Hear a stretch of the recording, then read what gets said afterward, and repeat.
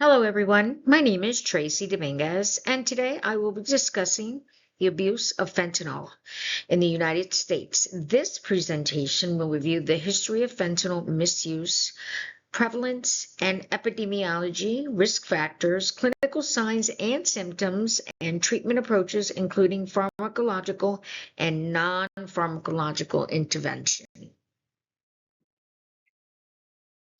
Hello, everyone. My name is Tracy Dominguez, and today I will be discussing the abuse of fentanyl in the United States.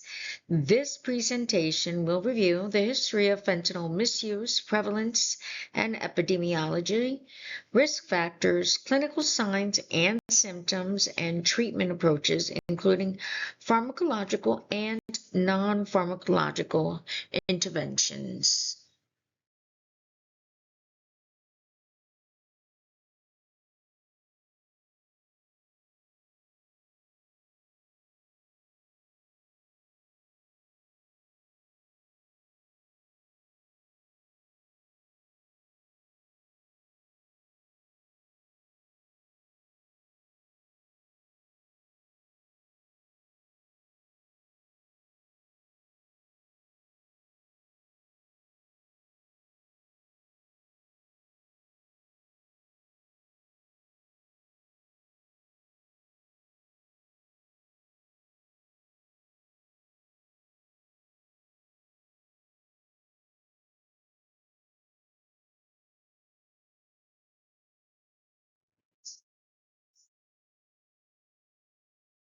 Introduction of the substance. Fentanyl is a powerful synthetic opioid analgesic used medically for severe pain, particularly in cancer patients and post-surgical settings.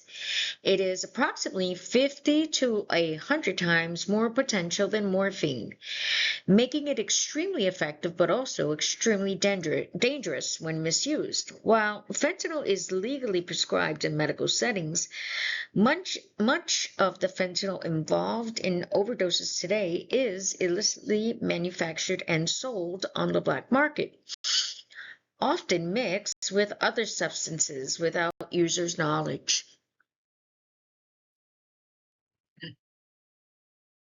History of abuse. Fentanyl was first developed in 1960 by Belgian pharmacologist Paul Janssen. It was initially intended for anesthesia and severe pain management. However, over the past decade, illicit fentanyl production has dramatically increased. Drug traffickers began mixing fentanyl with heroin, cocaine, and counterfeit prescription pills because it is inexpensive to produce and extremely potent. The shift has significantly contributed to the modern opioid epidemic.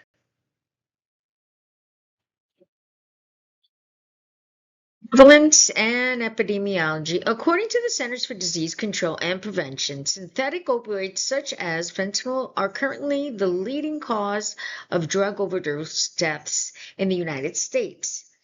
Recent data indicates that more than 70,000 overdose deaths annually involve synthetic opioids. Adults between the ages of 18 and 45 years old represent the large portion of these cases.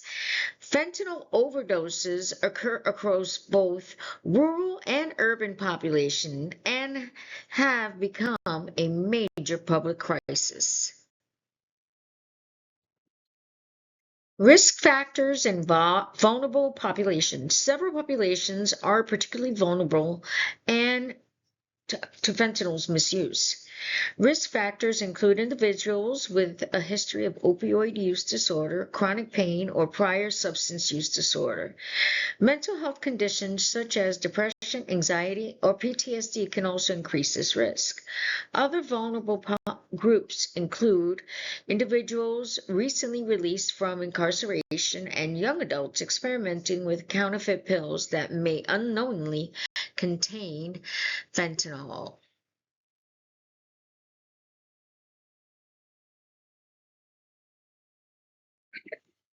Long-term fentanyl misuse can lead to opioid dependence, tolerance, and addiction.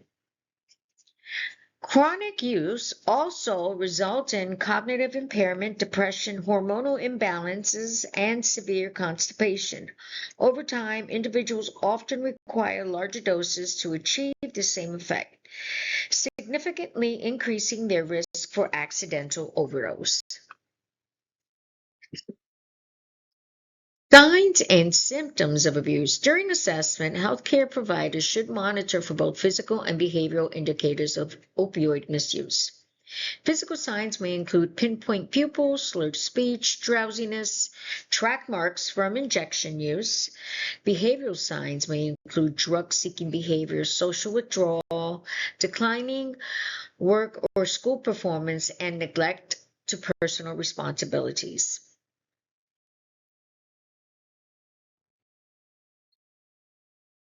Potential for overdose. Fentanyl carries an extreme high risk of overdose due to its potency.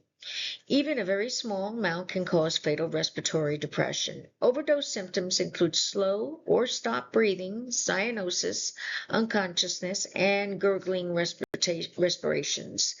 Emergency treatment typically involves administration of naloxone and an opioid antagonist that can rapidly reverse respiratory depression if given in time, also known as Narcan. Pharmacology treatment. Evidence-based treatment for opioid use disorder often includes medication-assisted treatment. Common medications include buprenorphine, methadone, and naltrexone. These medications help reduce cravings, prevent withdrawal symptoms, and support long-term recovery.